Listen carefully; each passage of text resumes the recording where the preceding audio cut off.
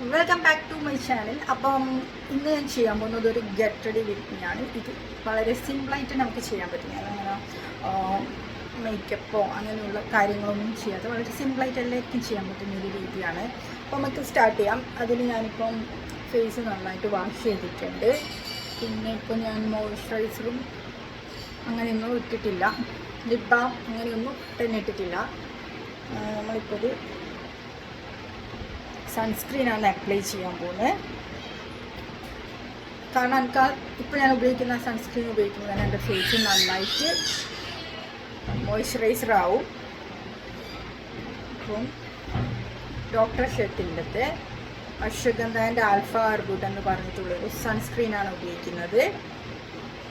ഇത് ഏകദേശം എല്ലാ ഫേസ് ടൈപ്പിനും യൂസ് ചെയ്യാൻ പറ്റുന്നതാണ്. അതായത് എല്ലാ സ്കിൻ ടൈപ്പുള്ളവർക്കും നന്നായിട്ട് യൂസ് ചെയ്യാൻ പറ്റുന്നതാണ്. നല്ല ഫേസ് ഇപ്പം ഡ്രൈ ഫേസ് ആണെങ്കിൽ പോലും നമ്മളിത് അപ്ലൈ ചെയ്ത് കഴിഞ്ഞാൽ ഫേസ് നല്ല എന്താ പറയുക, നമുക്കിങ്ങനെ ഫേസ് ഇങ്ങനെ ടച്ച് ചെയ്യുമ്പോൾ തന്നെ മനസ്സിലാവും. നമുക്ക് അപ്ലൈ ചെയ്യാം. സൺസ്ക്രീൻ ഞാൻ ഇങ്ങനെ 2 ഫിംഗർ റൂളിലൊന്നല്ല അപ്ലൈ ചെയ്യൽ. പണ്ടെല്ലാം 2 ഫിംഗർ റൂളിൽ തന്നെയാണ് അപ്ലൈ ചെയ്ത് കൊടുക്കൽ. ഇപ്പം അങ്ങനെയല്ല. ഇപ്പം എനിക്ക് ആവശ്യത്തിനുള്ളത് ഞാൻ നോക്കിയെടുക്കും, എന്നിട്ട് അപ്ലൈ ചെയ്യും. ഇങ്ങനെ അപ്ലൈ ചെയ്ത് കൊടുക്കും. പക്ഷെ ആവശ്യത്തിന് വേണ്ടത് പ്രത്യേകിച്ച് എടുക്കലുണ്ട്. നന്നായിട്ട് അപ്ലൈ ചെയ്ത് കൊടുക്കണം.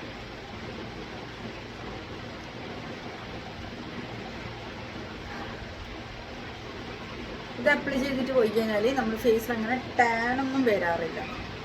അല്ലെങ്കിൽ നമ്മൾ കുറച്ച് സമയം തന്നെ വെയിലത്ത് നിൽക്കുമ്പോൾ തന്നെ നന്നായിട്ട് ടാനാവും, നമുക്കെല്ലാം തിരിയും.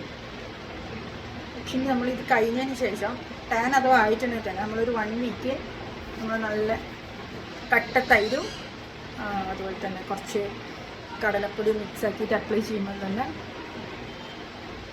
നല്ല മാറ്റം ഉണ്ടാവും. പക്ഷെ കൃത്യമായിട്ട് ചെയ്യാം. പിന്നെ ഇതിന് അങ്ങനെ വൈറ്റ് കാസ്റ്റ് ഒന്നും വരില്ല കേട്ടോ. ഇതിങ്ങനെ നന്നായിട്ട് അബ്സോർബ് ആയി കഴിഞ്ഞ് കഴിഞ്ഞാൽ ഫേസിൽ നമ്മൾ സൺസ്ക്രീൻ ഇട്ടിങ്ങനെ തോന്നില്ല.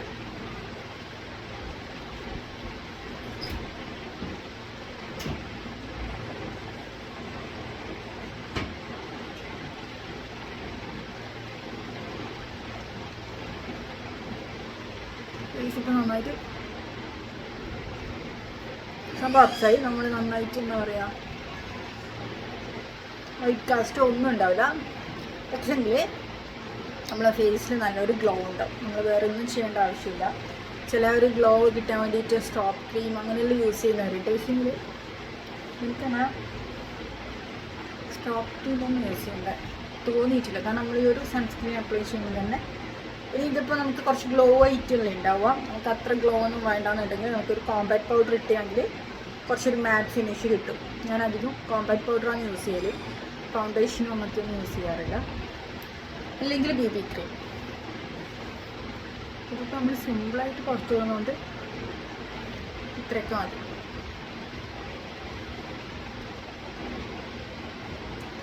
ഇപ്പം ഇത്രയേ ഉള്ളൂ. ഇനി ചെയ്യാൻ പോകുന്നത് ജസ്റ്റ് ചെറുതായിട്ടൊന്ന് മസ്കാര ഇട്ട് കൊടുക്കുന്നത്. അങ്ങനെ കാജലൊന്നും അപ്ലൈ ചെയ്യുന്നില്ല. നമ്മൾ കാജലൊന്നും അപ്ലൈ ചെയ്യാണ്ടാണ് പോകുന്നത്. നമുക്ക് ജസ്റ്റ് ഒന്ന് ഇത് അപ്ലൈ ചെയ്തെടുക്കാം.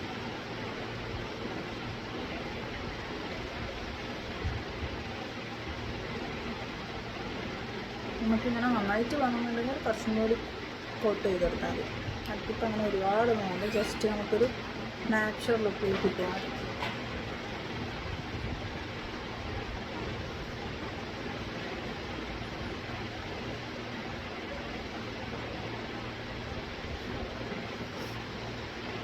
കുറച്ചൊരു വ്യത്യാസമാണ് നിങ്ങൾ.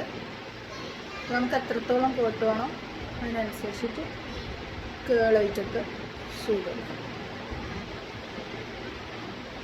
ഓക്കെ, ഇപ്പുറത്തിട്ട് കൊടുക്കാം. ഞാൻ മിറർ നോക്കിയിട്ട് നേരത്തെ ചെയ്തിട്ട് വരാം. ഞാൻ നന്നായിട്ട് 2 കണ്ണിൽ അപ്ലൈ ചെയ്ത് കൊടുത്തിട്ടുണ്ട്. എന്നിട്ട് കണ്ടോ ഏകദേശം മനസ്സിലാവും.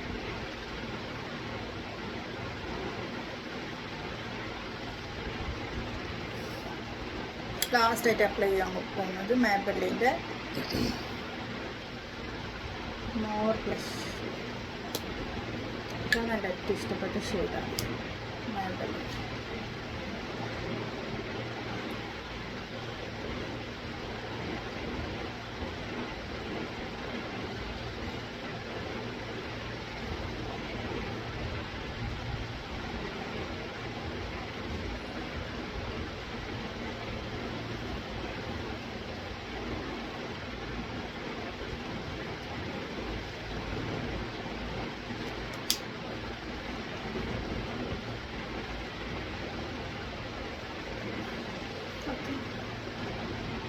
ഇത്രയേ ഉള്ളൂ. ഇനി നമ്മൾ ഡ്രസ്സ് മാറണം, അതുപോലെ തന്നെ കൊടുക്കണം, ഹെയർ ഒന്ന് സെറ്റ് ചെയ്ത് കൊടുക്കണം, അത്രയേ ഉള്ളൂ.